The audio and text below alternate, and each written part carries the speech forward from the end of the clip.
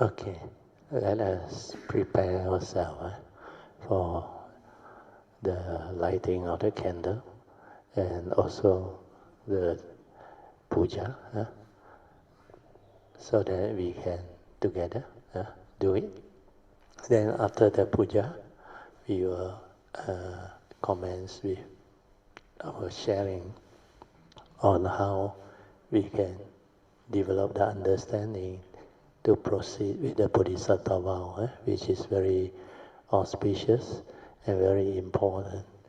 It will generate in you a very vast amount of merits that you can never fathom until you go and develop the understanding through the cultivation. Okay. Everybody here already? Is everybody here already? Okay, why not you all, how many lighter do we have? How many lighter? 4. Okay, you all light up. 4 at a time, you move and light your candle. Just around there. Never mind. Just don't worry. You pass the lighter 4, light already, move on. Never mind. You just take 4 lighter. Anyway, only 4 at a time. You move around. Don't have to start from there. Move around to here. The second lighter, come over here. Where is the other 2 lighter?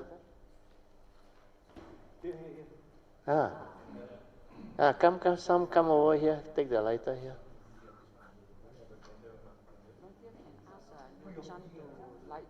Yeah. I know. The main candle afterwards. Yeah.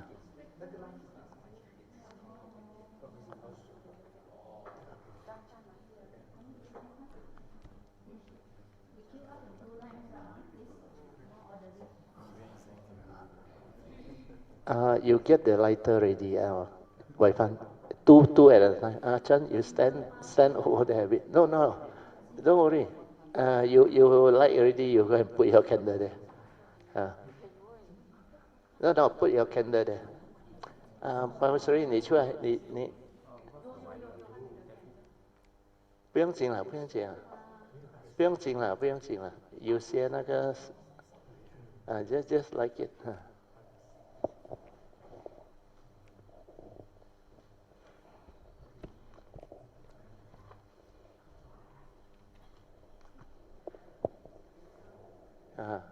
Mindfully, slowly develop the faith.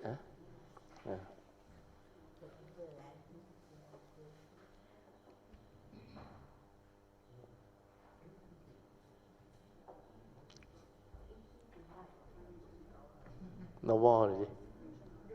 It's only morning, chill that time a little bit.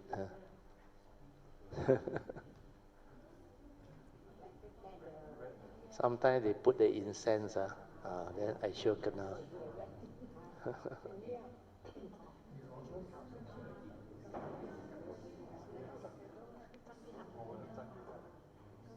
Never mind lah. You like already, you leave it there. Don't worry. Don't be meticulous. No, never mind. Even now, after you like, you leave it there.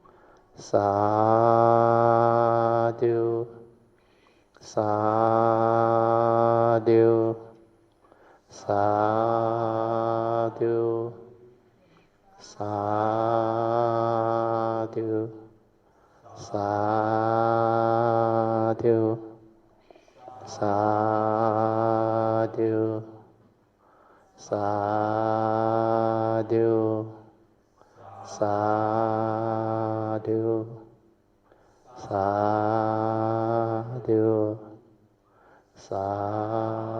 sadhu, sadhu, do, sadhu, sadhu, sadhu, sadhu. Okay, you can be seated. Then we will start the simple puja chanting. Yeah?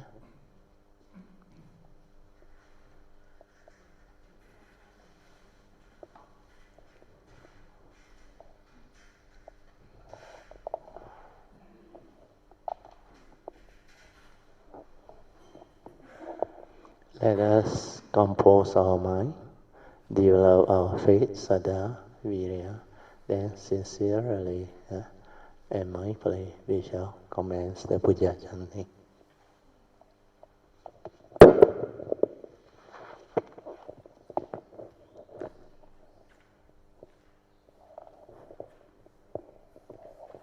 Namo 本师释迦牟尼佛。Namo 本师释迦牟尼佛。Namo 观世音菩萨。Namo 观世音菩萨。Namo 观世音菩萨。Namo 阿弥陀佛。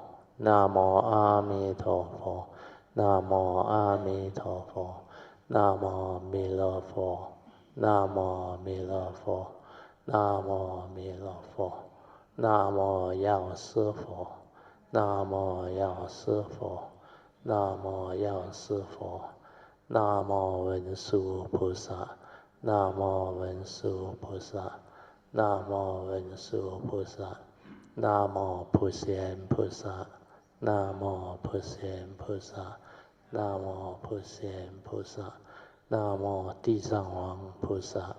南无地藏王菩萨，南无地藏王菩萨，南无准提菩萨，南无准提菩萨，南无准提菩萨，南无佛菩萨，南无佛菩萨，南无佛菩萨。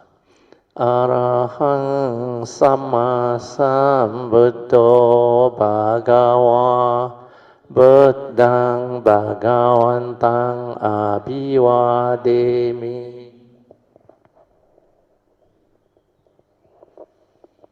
สวากขาโตภะคะวะตาธัมโมธัมมังนัมมัสสามิ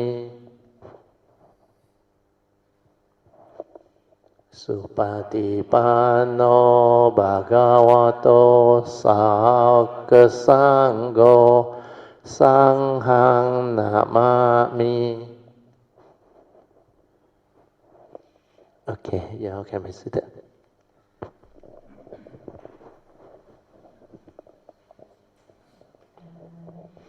So before we commence, we would like to do the invocation to the devas.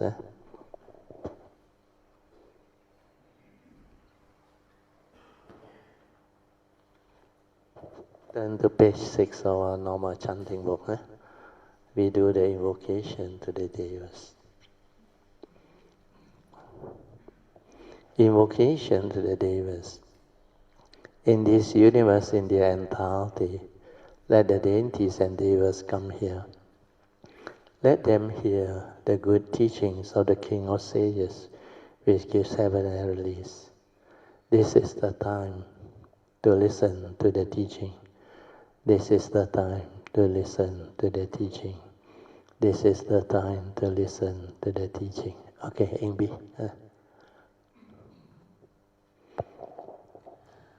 Samanta Cakkavalesu Atra gaccantu devata Saddhammang munirajasa Sunanto sakkemokkadang Dhammasavanakalo ayahang badanta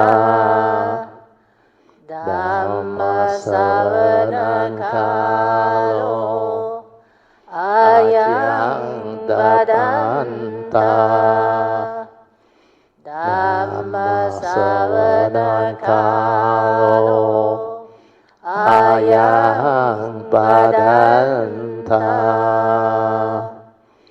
Namo tassa bhagavato arahato samma sambuddhassa Namo tassa bhagavato arahato samma sambuddhassa Namo tassa bhagavato arahato samma sambuddhassa Iti piso bhagava arahang samma sambuddho Vijacarana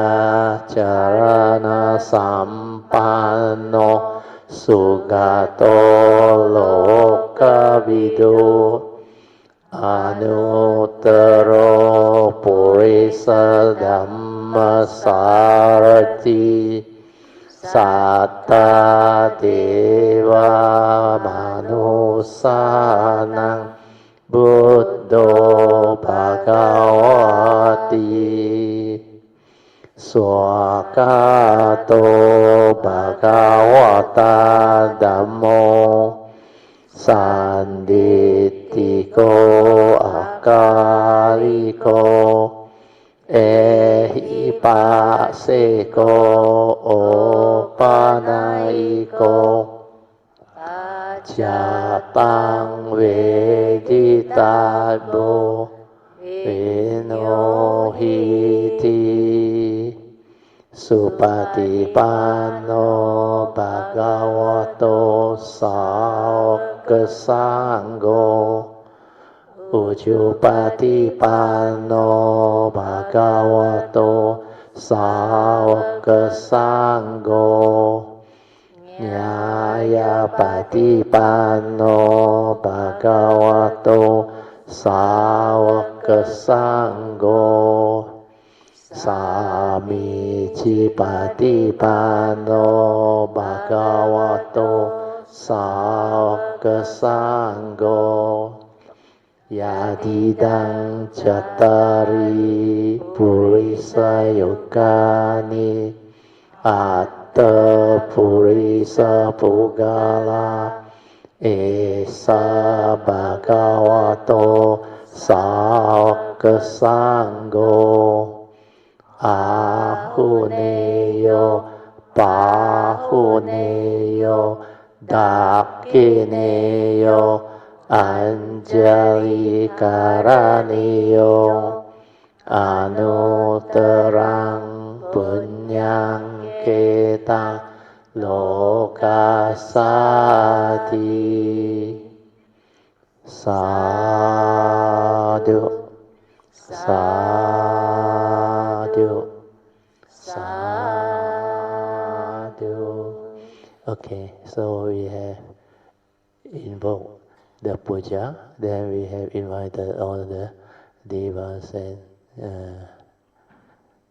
gods and devas to come listen and partake in all this wholesomeness.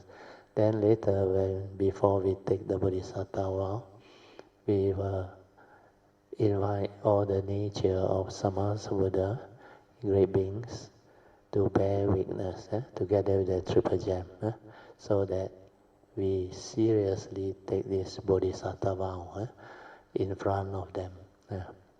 Okay, now get hold of your book, the blue book, Cultivating the Bodhisattva Way. This is the book that is most important. It was compiled from the 4 sessions of sharing on the Bodhisattva Way that I gave earlier on. Then the transcript was done for my editing. Then it so happened, it turned out to be a very important book, very complete and comprehensive. So now turn to page 73. I read to you all the essential points, but the rest, please go back and read yourself. Then mark all the important things so that you develop better understanding. Then as you cultivate, as you develop the progress, you will see the meaning of all this. And it can lead you to the completion of the perfection of the 10 perfection to become Sammasambuddha in the long distant future. So you all should actually thank your good affinity with the Triple Gem, with the Dhamma, the Supreme Vehicle teaching, so that you can have the causes and condition to receive this and take part in this very great milestone of your life. Okay. Go to the 3rd paragraph. Third paragraph. We now turn to page 32. This one was based on the small booklet, I think, of Zhen Yan Fa Si. Shen Yan Fa Si, not Shen Yan Fa Si, Fa Gu San's, the late abbot. He wrote this small booklet on the Bodhisattva Way. Then we visited Taiwan, I think, in the year 2013, I think. Suyan's mother was there. So all the 5 great Buddhist traditions we visited. And at this monastery, I saw this book. Then I find it amazing, because inside there it described the Bodhisattva Way in brief, but there was these 5 stages of Bodhi mind development. The moment I read it, I said, this is familiar. And I straight away understood what are the 5 stages of Bodhisattva cultivation. That's why when I came back, I read through. Then there was a request for Bodhisattva Way too. Then I used that as a guide to share. That's how this book came about. So on that book, page 32, you listen. It is said that by receiving, just by receiving, you haven't included your cultivation and all those things. By receiving the Bodhisattva precepts, which we are going to administer today.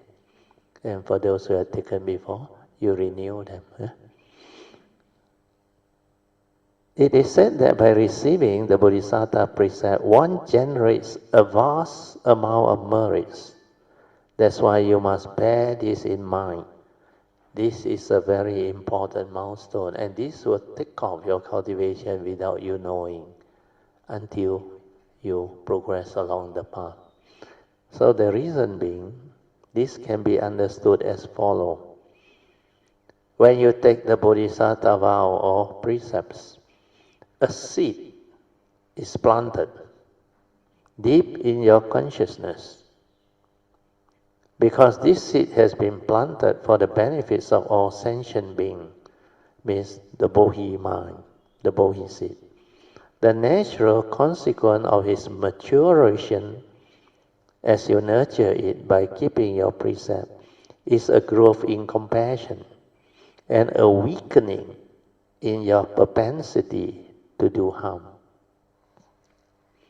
With sustained cultivation, there naturally arises in you a tendency towards wholesome action, Well, that is your vow.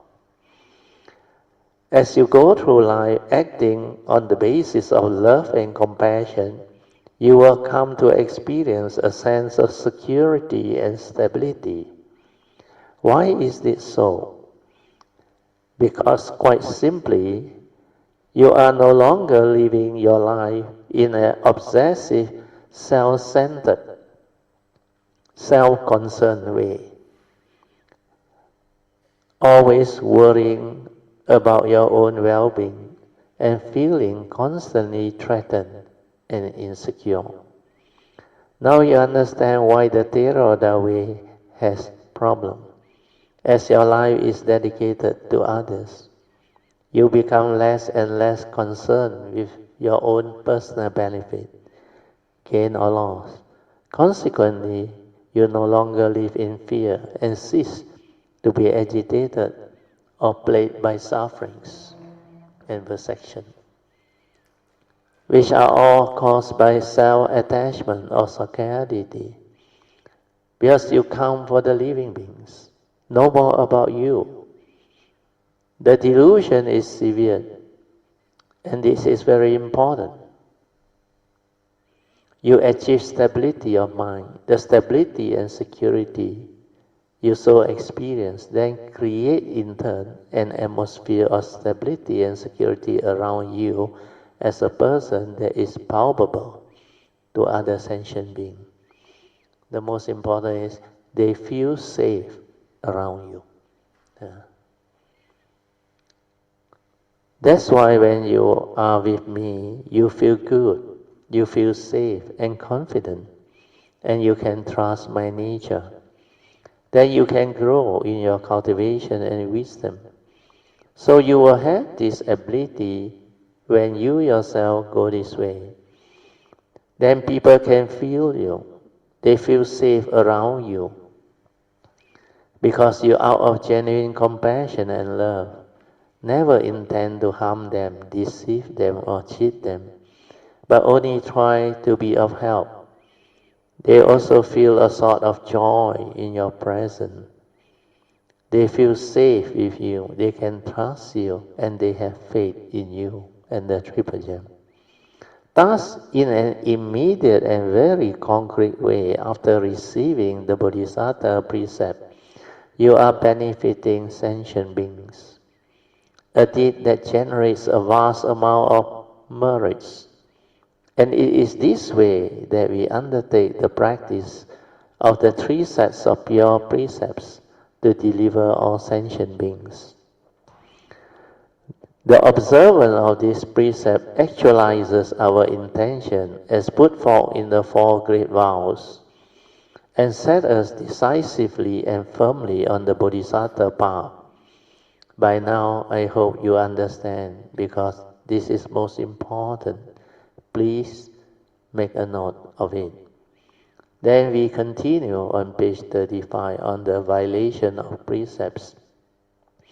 The 3 sets of pure precepts and the 4 great vows of the Bodhisattva, once received by a practitioner, are maintained across however many lifetimes it may take for the recipient to attain complete enlightenment, Sammasambuddhahood. Once the seed of compassion and wisdom, also known as the essence of precept, has been sown in the mind of a practitioner, through the transmission of the Bodhisattva precepts and vows, it will remain in the recipient's storehouse consciousness or alaya consciousness, in your deep nature, and can only be cast away through the recipient's express declaration of his or her intention to abandon the Bodhi mind. That's why you can still do it if you want to in the future. A recipient of the Bodhisattva precept cannot lose or negate the essence of precept simply by breaking one of them. So don't worry. Do not fear. After that, you will still break, but you will learn from it. And later on, you will understand it is never worthwhile to break. This is very true. never vow to break. Yeah. Until finally there is no way you can break. Then the rest, you can read them on your own. The rest are not so important. Yeah? Then I move on to the other.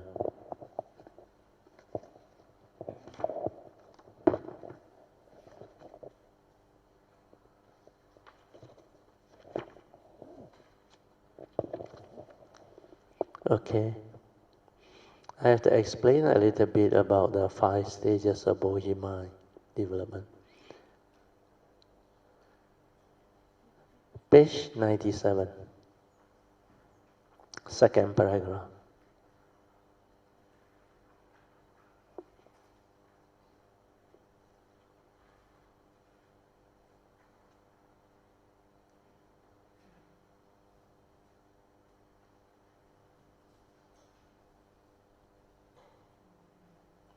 Okay, maybe the first paragraph also important.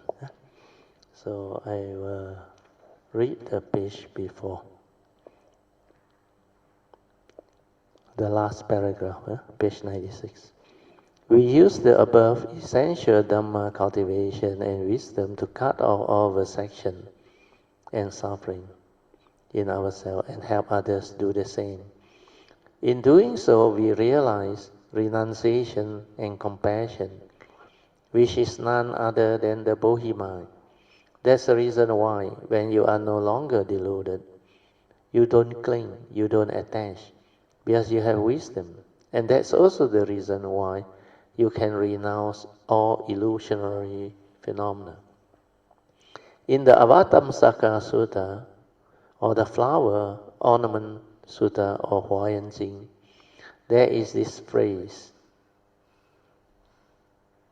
When the Bodhisattva, when the Bodhicitta or Bodhi mind is generated, one ultimately attains Buddhahood.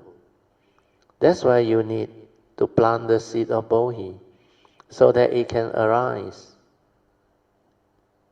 The causes and conditions for you to be reminded of this cultivation, vow, and understanding life after life.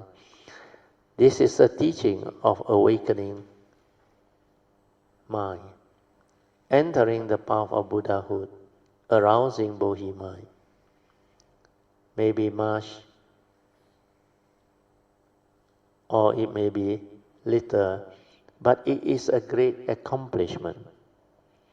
You may not fulfill this path completely, but you have at least gained a strong foothold, as you are certain to attain Buddhahood in the future. In that sense, one attains Buddhahood when Bodhi-citta or Bodhi mind is generated. Someone who gives rise to Bodhi-citta and also vows to benefit living being is called a Bodhisattva. Because the first stage is to plant the seed of Bodhi sincerely with faith and other things. Okay, the next paragraph.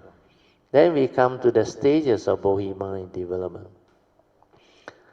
This is the one I want to share with you all tonight. Arousing Bodhi mind establishes one on the path to Buddhahood.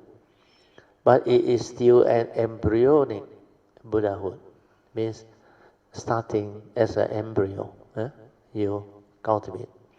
According to the Mahaprajna Paramita Sutta, the Great Perfection of Wisdom Sutta, complete Buddhahood is realized after we have fulfilled all the 5 stages of Bodhi mind development. What is the first stage of Bodhi mind development? It is the Bodhi mind that first aspires to become a Sammasambuddha. We are making the resolve, aspiration sincerely with faith, and you are willing to persevere to realize it. So the first stage of Bodhi mind development or cultivation is very simple. And everyone who has the condition, sincerity and faith, you should determine to make the aspiration and affirmation to plant this first seed of Bodhi, to walk this way, for you have got nothing to lose. Then you can go on to develop wisdom through your cultivation of the 4 basic vows. Then when you have developed the wisdom, what will happen? The Bodhi mind will have the ability to subdue all affliction. And this Bodhi mind will arise, which means you are able to subdue all affliction, meaning no more suffering, meaning you are already wise. Hence, you are no longer deluded by the phenomenal world of consciousness.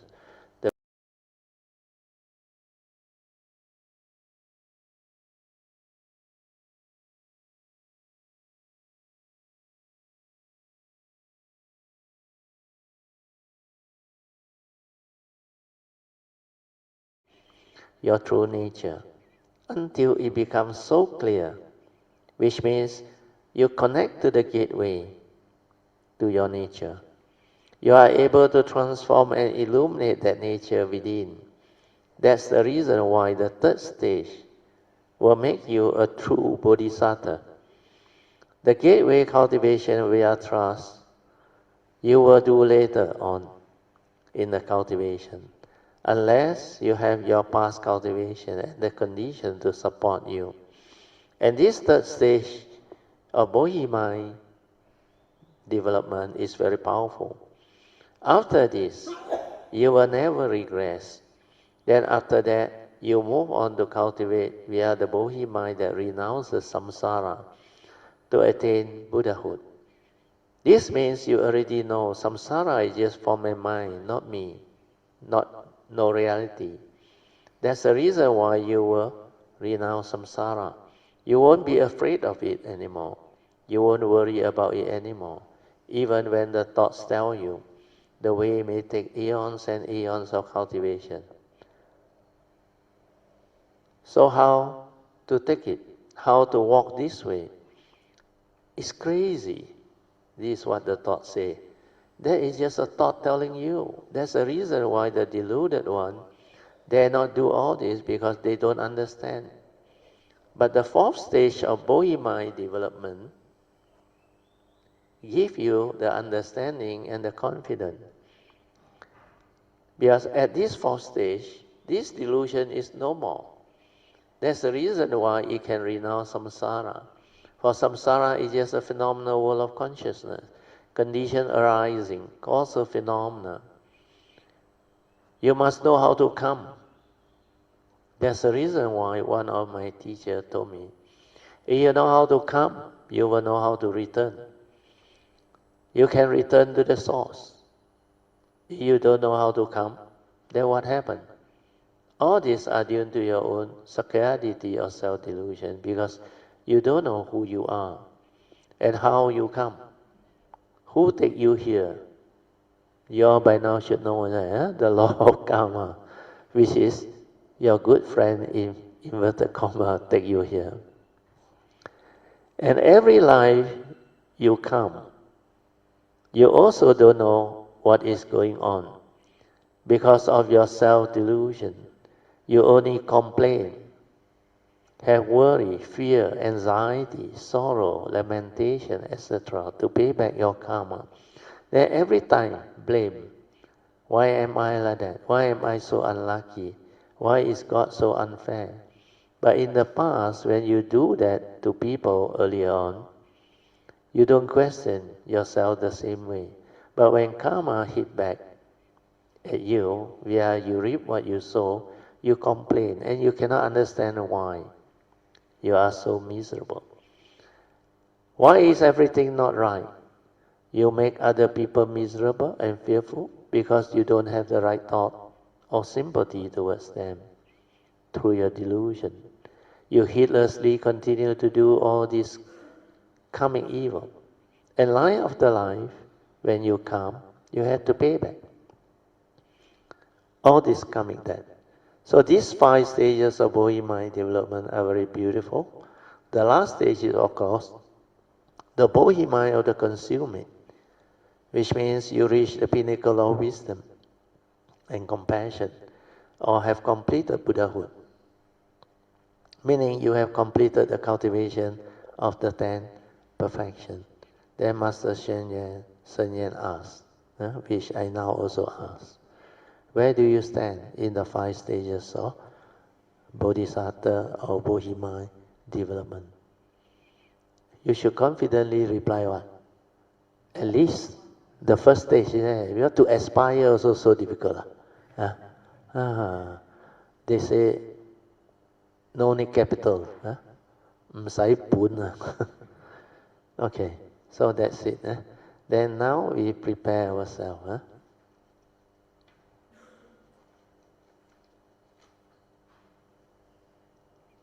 Okay, turn to page 102. Taking out the Bodhisattva Vow.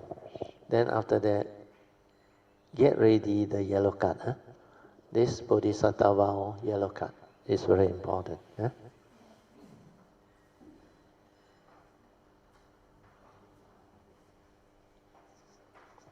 We have finished discussing the first page of the notes on the general description of the Bodhisattva Way last Tuesday. So you can go back and read them up on your own, as this part is for you, for your information only. Now I will lead you to take the Bodhisattva Vow. So this one is similar to the what they call yellow card. Yellow card.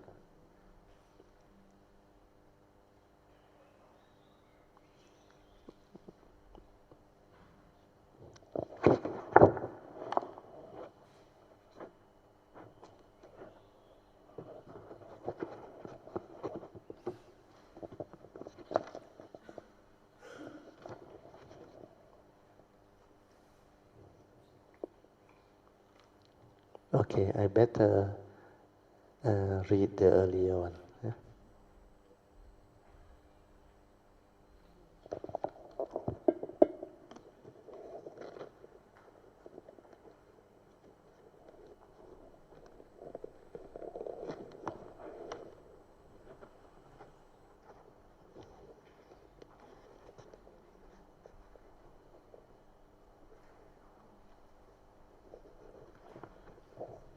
Okay, I will read you this one, which I think is also very important.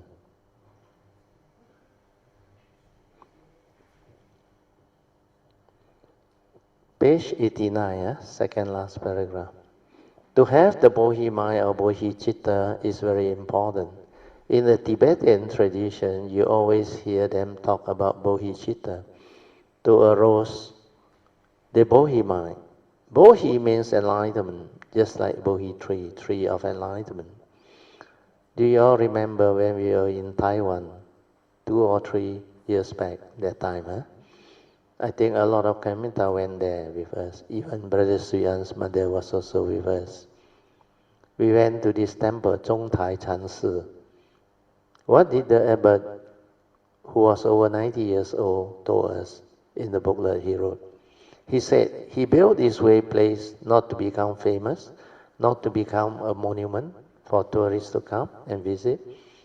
Do you know what his main intent was? He said, millions will come and visit this place every year, especially those who have the affinity. He only needs to have at least one of them. After they come and visit, they can feel, recall their past and renew their seed of Bodhi, or plant the seed of Bodhi to walk this way. For those who have affinity, can develop the faith when they are here. And they somehow got the condition to decide to plant the seed of Bodhi. He said that single wholesome thought of Bodhi is very important. And if even only one living being among the many that go there, that go that way, finally realizes Sammasambuddhahood, then all the money and expenses and hard work they have put in is already worth it. This is how cultivator of the way will understand all this. That's the reason why they will do a lot of this wholesome thing. We were there at the temple, and it was so beautiful. We were so fortunate. They even invited us to go up to the very top level of the pagoda, which was about 7 or 9 stories high. And the special Buddha Rupang, which was housed inside, I think is medicine Buddha, yeah, so forth. And we have the chance to go up to the uppermost floor to see it. And they even told us,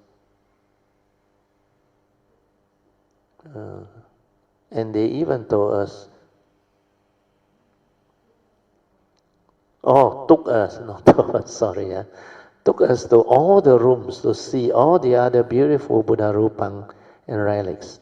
The energy there was so soothing and so good.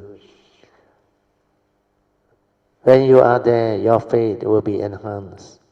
And this is what he meant by having the condition to plant the seed of Bodhi with faith to walk the Bodhisattva way, to have the Bodhi mind, to arouse the altruistic mind. This is the word altruistic, of enlightenment. Do you know what is the meaning of altruistic? Altruistic means doing something without expecting anything in return. And you can do it. It means you are very beautiful in your understanding. You just want to help without any expectation in return, which means you do it for others. Service above self. So an altruistic mind of enlightenment is really beautiful, where you just want to help others.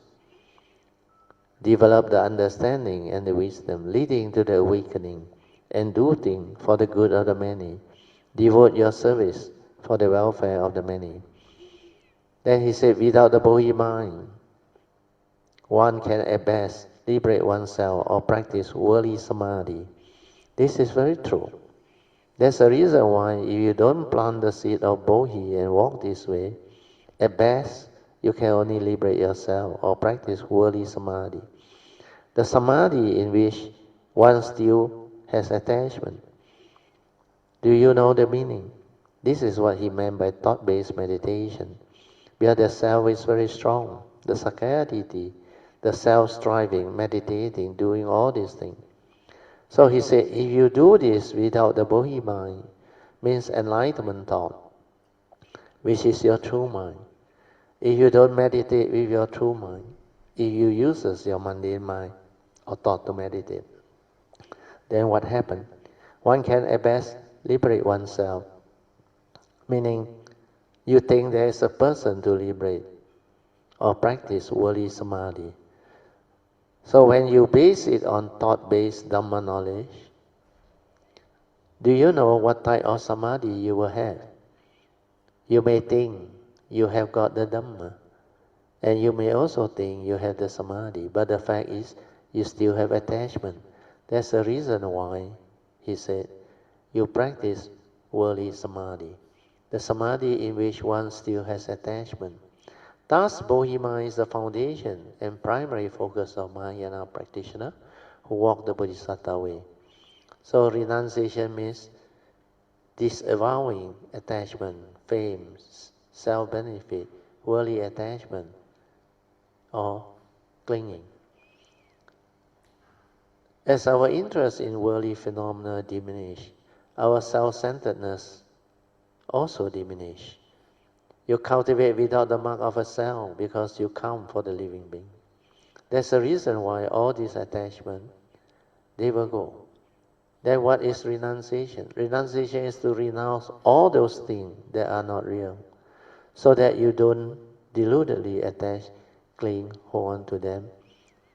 And he didn't explain this part because to him, he assumed others should understand. Okay, so with this, we have to start taking the Bodhisattva vow already. Okay, we go to the yellow card.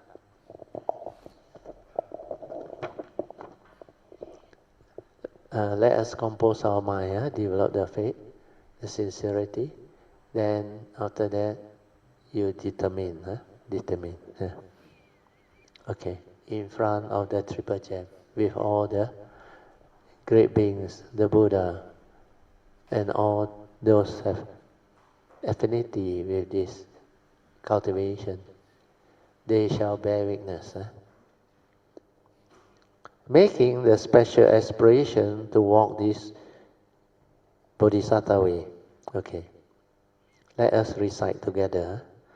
by the power of whatever blessings and wholesomeness that this nature of mine have cultivated from the distant past till now. May it arise the causes and conditions for this nature of mine to have the following right Dhamma, understanding, life after life, whenever it chooses to come, or it has to come, of a form and mind.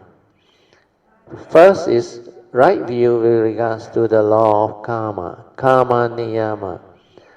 Right view with regards to the law of dependent origination, the 12 link, chitta niyama, and the Four Noble Truths, dhamma niyama.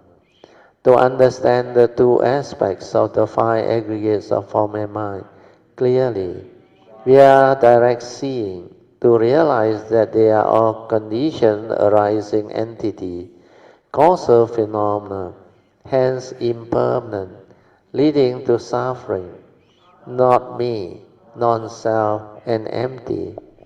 That this so-called human being, the five aggregates of form and mind, is just a karmically conditioned vehicle and tool for me to come to this existential, to develop the cultivation and experience all of the beauty and wonders of life. So use it with wisdom to arise the right thought, right speech and right action, to be a blessing to all, and not to be deluded by it. To constantly recite with understanding the following Dhamma.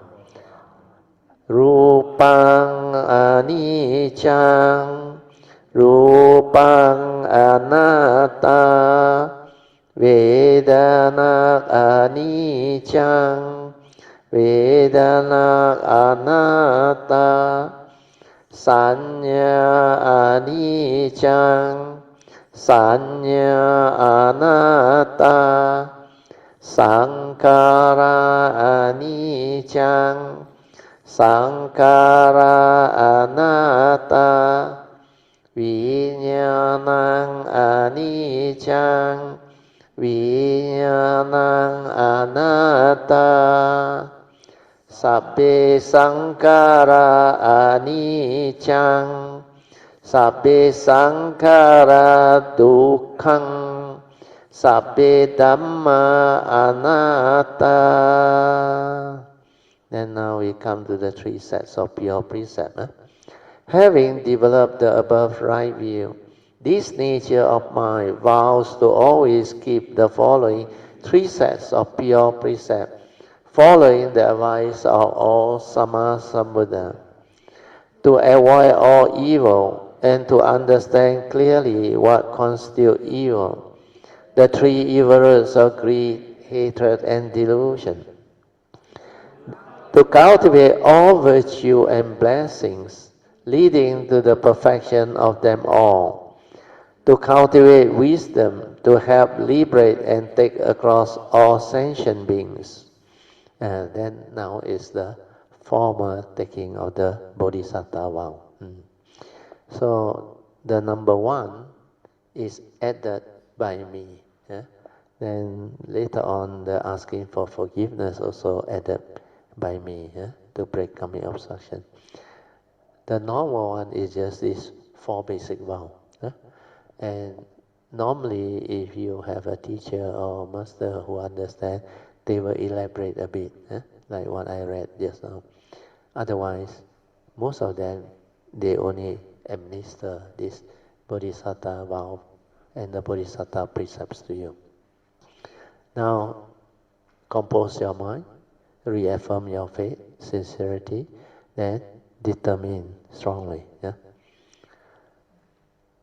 Taking all the four basic vows of the Bodhisattva, we read together.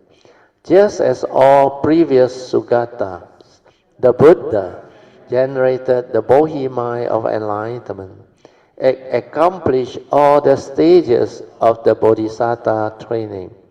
So too were this nature of mind, for the sake of all beings, generate the Bodhi mind of enlightenment, and accomplish all the stages of the Bodhisattva training, so that the seed of Bodhi can be strongly planted within my nature. This nature of mine further vow with utmost sincerity, faith, and perseverance to walk to perfection, the Bodhisattva way. We are taking the following initial 4 basic vows of a Bodhisattva. This nature of mine vow to liberate the countless living beings from samsara and take them all across to the other shore. This nature of mine vow to endure and severe all vexation and suffering. This nature of mine vow to cultivate and penetrate all Dhamma, to realize the perfection of all wisdom. This nature of mine vows to perfect the 10 paramitas of perfection, to realize the unsurpassed Sama Sambuddhahood. Then the next page are the miscellaneous vow and additional vow. So number 3, I read through with you all, so that you know what they are. Then after that, we conclude. Once we conclude, this Bodhisattva vow, if you are new, you better do it every day, at least once, for at least 3 to 6 months, until it becomes a part of you. And then after that, maybe you can do it once a week or what. It's up to you. Okay. Additional vow to break all karmic obstruction to bring about the way. So we all together, so that you can at least also take this additional vow. If by action, speech, or thought, whether knowingly or unknowingly, we are ignorant, delusion, and heedlessness, that this nature of mind had offended or done anything wrong out to the Triple Gem, the Buddha, the Dhamma, and the Sangha. This nature of mind would like to sincerely ask for forgiveness. Then the second additional vow. Whomsoever from the distant past till now, whether knowingly or unknowingly, that this nature of mind had caused any karmic negativity, misery, suffering, or misled, this nature of mind would like to sincerely ask for forgiveness from them all. May my sincere request for forgiveness be accepted by all, so that all this karmic obstruction can be amicably dissolved or watered down or lessened, thereby enabling this nature of mind to continue with its cultivation to realize the true Dhamma with ease. Number 3. This nature of mind also vow to repent, and from now onward vow never to repeat all this karmic negativity, born of greed, hatred, and delusion. By following the advice of the Buddha to avoid all evil, do good, and purify my mind, we are striving on with heedfulness to keep the 5 precepts and to cultivate the Buddha Dhamma diligently, so that it will never violate this law of karma again whenever it arises. Final one, the 4th one. By the power of whatever wholesomeness or merits that this nature of mine had cultivated since the distant past until now, may arise the causes and conditions for this nature of mine to have the ability to overcome all other karmic obstruction or obstacle amicably, so that this nature of mine will be able to gain back his life, life after life, to walk the path of Dhamma, to fulfill and realize all its Bodhisattva vows. So the last one is additional miscellaneous vow to enhance your cultivation. Because each and every one of us are unique. So when it comes to cultivation, you can end up finding your own uniqueness and special quality. Then you can put it in. Understand? So what I have put in are some common and basic ones for you to follow. This nature of my vow, the following additional miscellaneous vows. To be successful in fulfilling all my above vows soon as possible. So this one is very common. You have this additional miscellaneous vow to make sure that you vow to successfully fulfill all your Bodhisattva vows, your Bodhisattva precepts and all the other things that you affirm, the right view, right understanding, everything. Then number 2, additional vow. To cultivate strong affinity with all Buddhas and Bodhisattvas, and to request their nature's blessing, protection, and guidance always. So through paying respect, chanting their 4 vows, and developing the cultivation of their teaching, you can develop a lot of affinity. Understand? And this is important because what is blessing? Blessing means their nature bless you. It's not the individual like Kuan Yin. He cannot be everywhere. But his nature with the vow, whomsoever that recite her 4 vows or chant the Om Mani Padme Hum or recite the Sing Ting or Ta Pei Zhou or whatever, then if you do it sincerely, there will be a response. That is the vow. That's why nature's law take over. And her nature actually can help you. And when talk about protection, it's for our form and mind, understand? Where this nature of mind understand. If I don't request for that, this life, before I reach even the 35 years old, 1989, I would have died 3 times.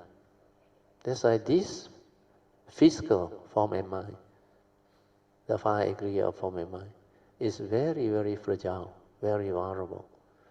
Anything can happen. It just wipe you off. So the purpose of protection is for the form and mind. Our nature no need protection, understand? But the form and mind is vulnerable. Then the last one is guidance. Whenever you request for this, their nature will guide you along. Very strange. And when you have strong affinity with great beings, Sammasambuddha, when you cultivate, as long as you are sincere and you have the faith, when you start to encounter a situation where you are about to deviate, they will come and guide you. They will come and guide you. It's just like this life. When in the year 1986, for no reason, the message from Kuan Yin came. Then she poured the 3 gem, triple gem on my hand in a straight line. Hey, held my hand. You have to move fast. Not much time left. And the message will come.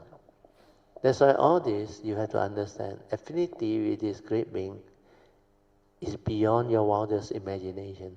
Their ability to actually help through their natures, whatever vow, is very powerful. Even Amitabha, if you have faith and recite his 4 vows, Amitofo, Amitofo, Amitofo, you will, they say, Xiang Ying, you will have that ability to connect and match with his 48 great vows. One of them is to take birth in the Pure Land so that you can cultivate. That's why they have this ability. It's because of their vow, understand?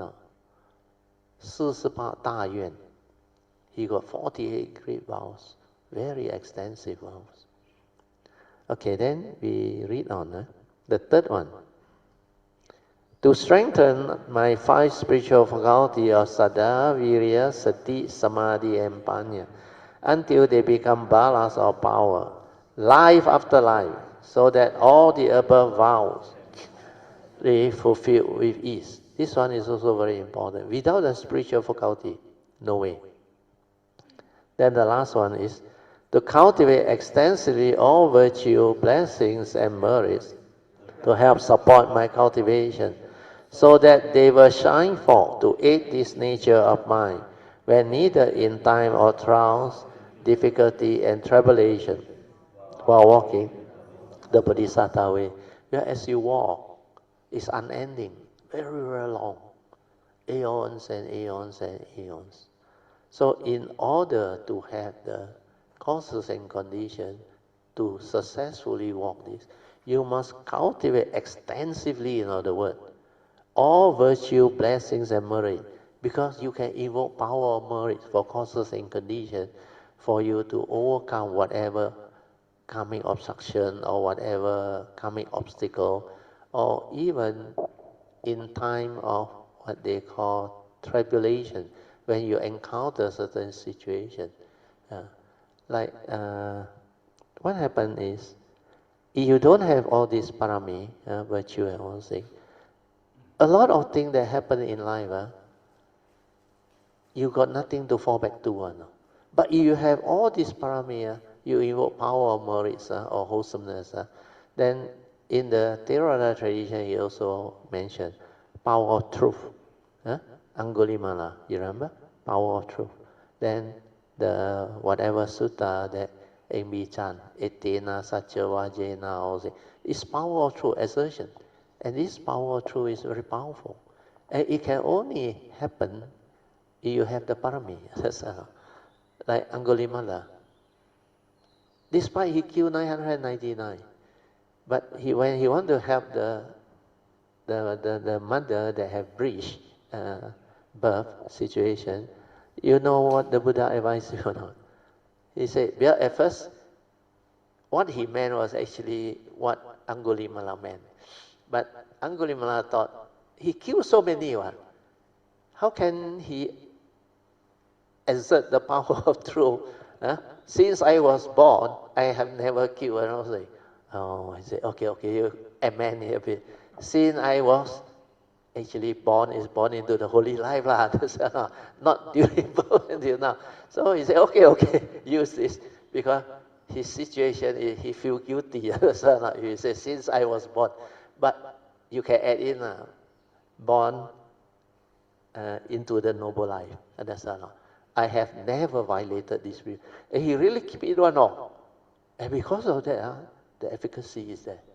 That's why this great being or the teachers or whoever who have the cultivation, they can see on. Then they can advise you on. Invoke power of merits. You remember a lot of Kayamita when they have problem, when they text me or what? Then because they helped before, understand or not? In the organizing or whatever, then they got generosity, wholesomeness. Then what I did is, I just invoke power of merits of what they have done. And very powerful. Then, I think today Sui An sent me, yesterday, Sui An sent me, one of our Kayamita, Chi-Wei's wife, I think, you all know that. Akong A wife. Peng. You know, she got a lot of karmic thing. But all the surgery, everything, it asks us to help to invoke power, recover. And the latest one is, what cancer? Liver cancer. All disappear. I read to you.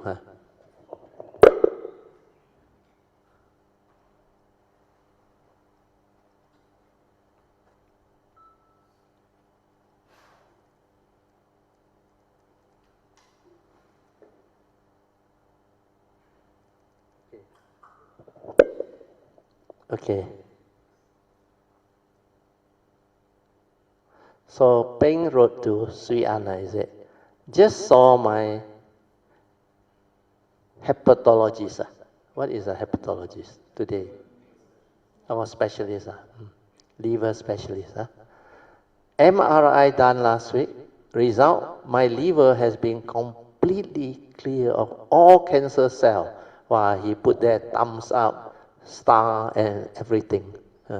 So much joy. So he said, fantastic result. No more cancer in the liver. Just have to go on with my immunotherapy for a few more seasons, every 3 weeks till July. Then to take another MRI. So blessed, grateful, and happy. Sadhu you all for your support, chanting, metta, caring for me. Always to try and get my energy back to 100%. That's why Sri An say this is from Perth, Australia. Chi-Wei's husband. Sorry, Chi-Wei's wife. You know why it can happen or not? We had, how many years ago, Asian? We have a trip to Perth. 10 years ago. Somebody I think Chi-Wei invited me, and Peng, to visit Perth, and have a house, Dana at his house, then I delivered a talk to her. And that trip, I think about 15 of us Kayamita went, and he took care of us all, drive us, take us around. From Perth, he drive us to this Lansdowne, is it? Lansdowne, Lansdowne.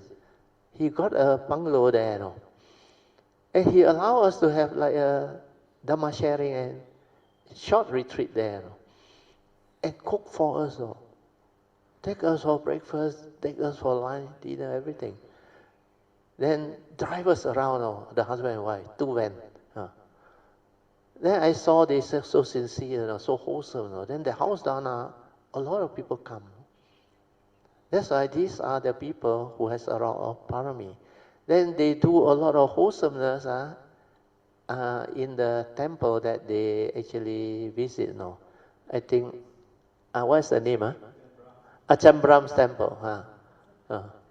And they took us there also. So for this style of people, very easy.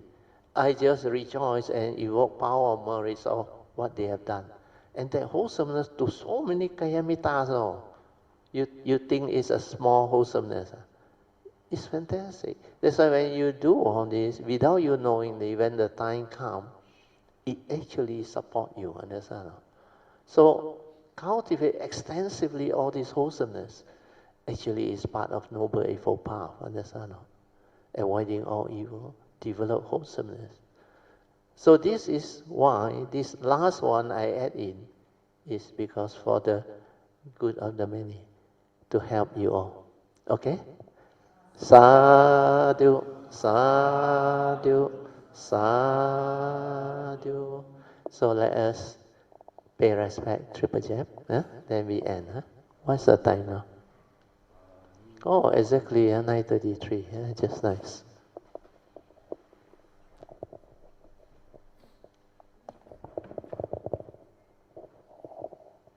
Arahang Samma Sambuddho Bhagava Buddhang Bhagavantang Abhivademi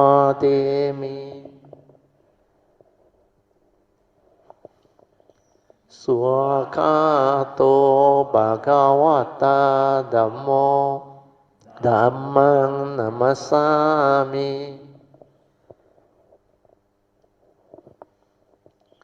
Supatipano Bhagavato Saukasangho Sanghang Namami. Okay, that's it. So you all want to continue, or some of you I know have to go down by 9:55, I think. We still have some time. We read on. Oh yeah, the sharing. Yeah lah, Sutta lah. Haven't finished. Still got a bit more.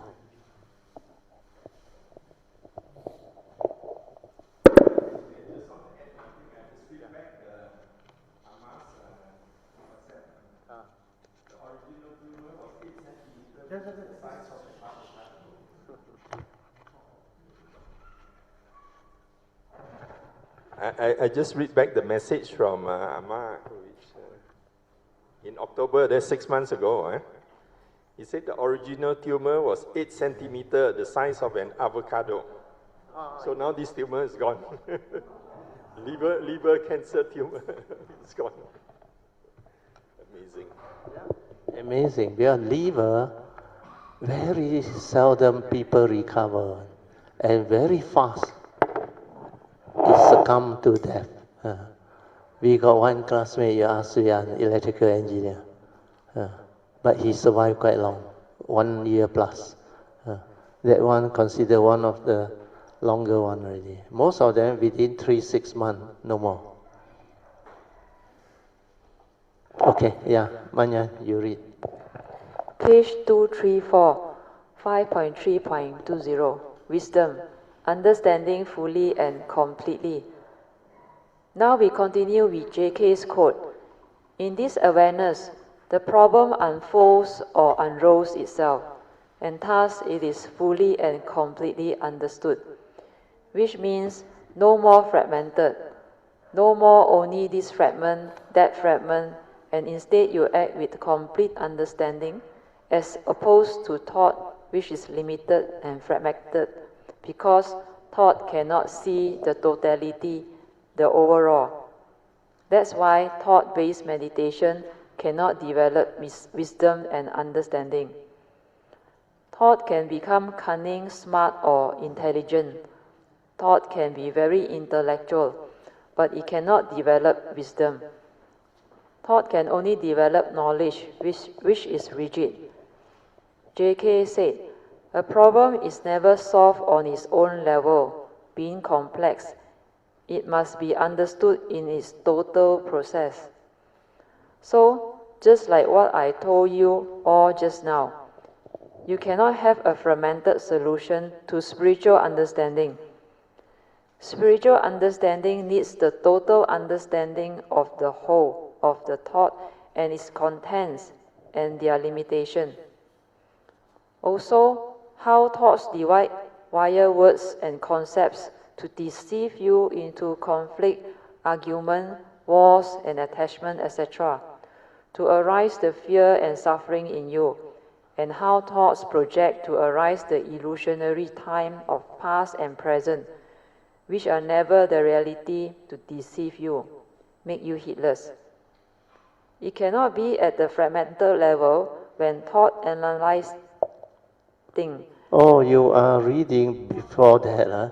We actually finished already. We are at page 235, second paragraph. 235, second paragraph. You stopped before okay. that. Okay. No wonder I cannot follow. I was thinking, then I heard the word fragmented, then I only know it was before that. You read back, huh? Okay. Page 235, second paragraph. This Krishnamurti quote, if I don't explain, I don't think any one of you can understand. But after my explanation, you can at least at the intellectual knowledge level develops a very high degree of understanding, and that will have established and stabilized a base for you to receive truth. Then after that, if you meditate with understanding diligently, you can awake very fast. Because if you already had that base, then with an open mind, the moment you see truth, straight away it will connect to what you had reflected and contemplated earlier on, for you had understood what that thing is. Then the whole thing just arises and you just awaken.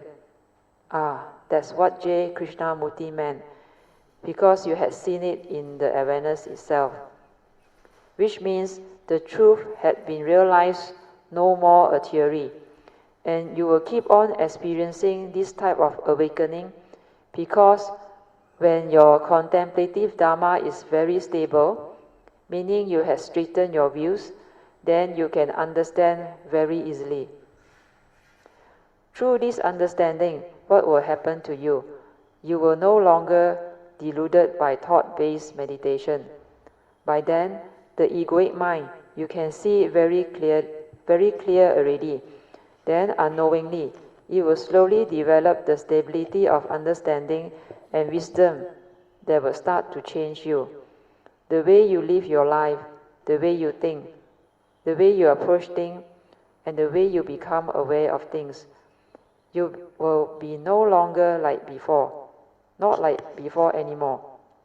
The thought tried to be aware. You will just know how to train your mind to just be silent. Silent means what? If your mundane mind is still heedless, then you need to decondition it via the mind sweeping method. Then after that, develop anapanasati to anchor and stabilize it, or use whatever other skillful means that you are familiar with, like chanting, rising and falling of the abdomen, or your heartbeat, etc. And after that, when it is already stable, you just silence your mind in meditation so that this mindfulness becomes more and more stable until it develops samadhi. Then you can use that to meditate. A problem is never solved on its own level, means not looked at in a fragmented way. Then, being complex or complicated, it must be understood in its total process, means the whole of the content within that thought, plus the way of thought, power of thought to divide, to dilute, to develop the egoic mind with self-delusion, to be selfish, possessive and fearful, etc., need to be understood. And all these can be understood via just silencing your mind and maintain a choiceless awareness. Then you will be able to see how the mind stirs and how the habitual tendencies come to be, and how craving comes to be, how attachment comes to be, and how it conditions grasping, becoming, and birth, leading to all the suffering. This is seeing the dependent origination of 12 links and the 4 noble truths within your own form and mind. The 3 evil roots, the 5 mental hindrances, and the 5 spiritual faculties via your sati. That's the real meditation. That's why in the Satipatthana Sutta, especially under Dhammanupassana, the first category practice is awareness or mindfulness of the 5 mental hindrances, followed by the 5 aggregates of form and mind. Then the 6 internal sense bases and the external sense bases, or the 18 sense rhymes, followed by the awareness of the 7 factors of enlightenment. Because by then you are very near to enlightenment, and the 7 factors of enlightenment will keep on arising. After that, you will become very mindful of the 4 noble truths. You will see and understand them all. Then all the 3 turnings of the 4 noble truths, you will know how to do them. That's how your meditation can take off. Then JK continue. To try to solve a problem only one level, whether physical or psychological, leads to further conflict and confusion. You cannot do it in a fragmented way. For the resolution of a problem, there must be this awareness, which is sati. This passive awareness, not in an active one, which reveals its total process.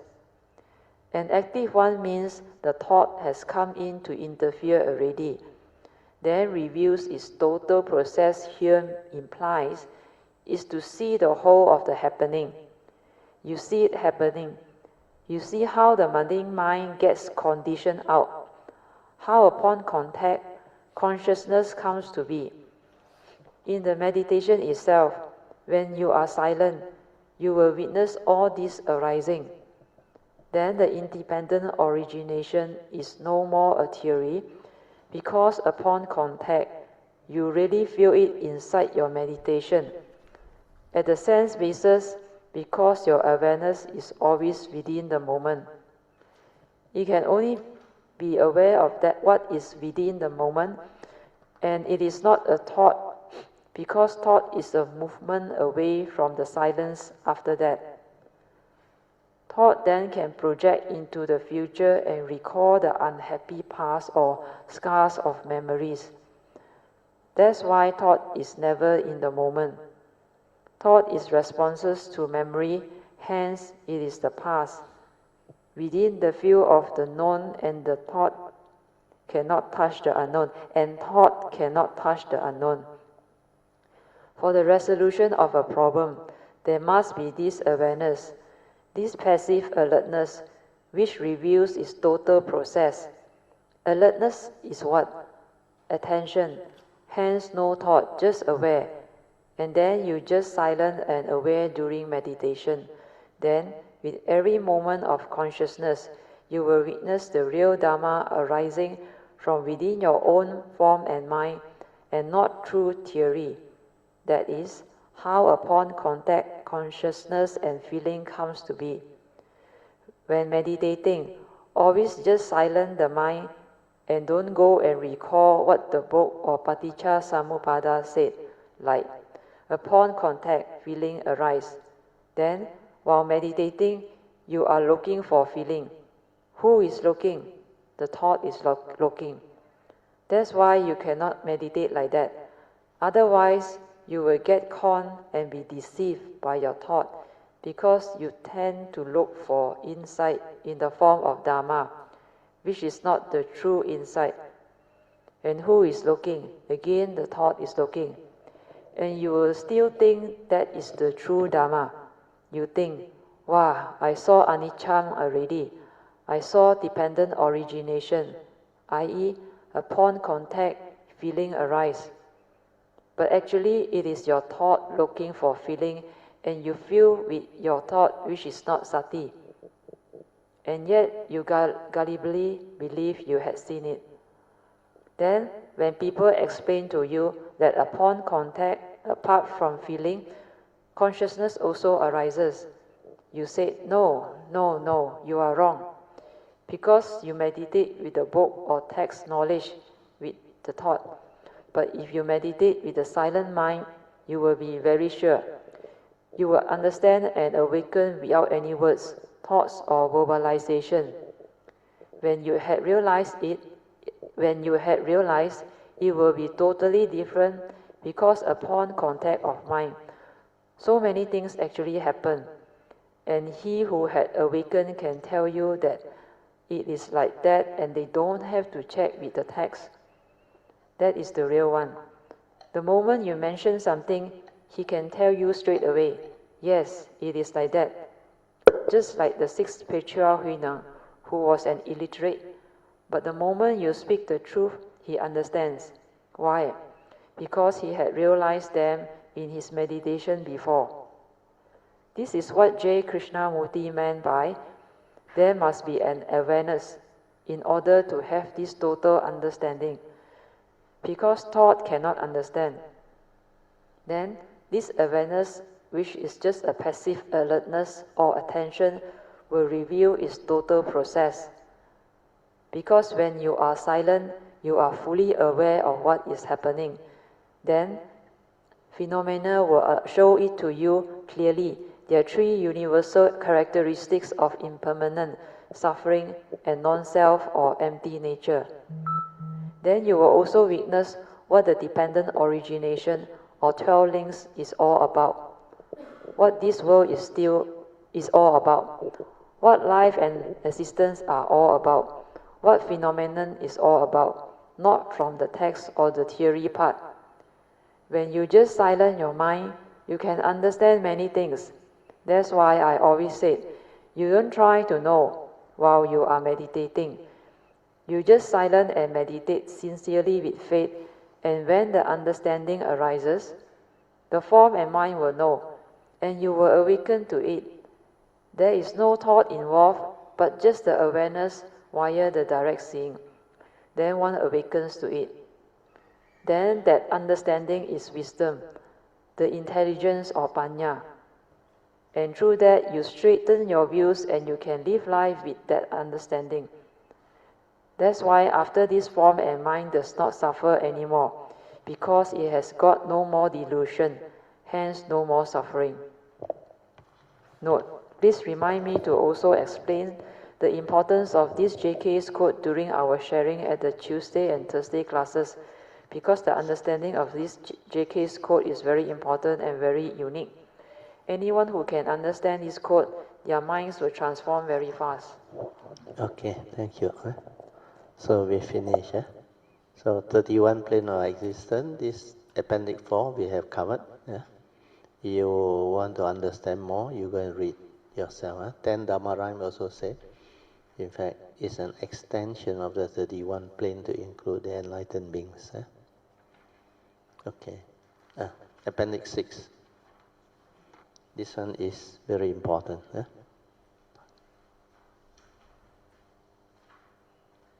training the mind. We are understanding the essential Dhamma and meditation as taught by the Buddha. So this one is regarding the understanding of the pure awareness nature. You look at the triangle, we call it the Trinity. So the Trinity triangle can depict the training or the cultivation very clearly. I don't have to draw on the whiteboard. I think you all have the picture there, where it's included. Last time we haven't included, I got to print this out. So now no need. So you look at the apex, there is a C there. You know what is a C right now? Pure consciousness or awareness. Then bracket, oneness is the totality. So the essence of mind, which is a true nature or original nature, the unconditioned, beyond thought, beyond time, cannot be perceived or sensed, not a permanent and changing entity, not a being. It cannot come out and live life. Then it's characterized by stillness, tranquility. That's why this is your true mind. So I included original nature, true nature, and oneness is because from the source, the first thing to come out is this pure awareness nature. This pure awareness nature is actually an awareness, but it's also a consciousness without content. Understand? So if this one you can meditate and realize, then you will progress very fast. Because from here, everything starts. As I sometimes, I call this the primordial. It was there before. The arising of thought, the mundane mind, and the phenomenal consciousness. So here, where do I write? Primordial.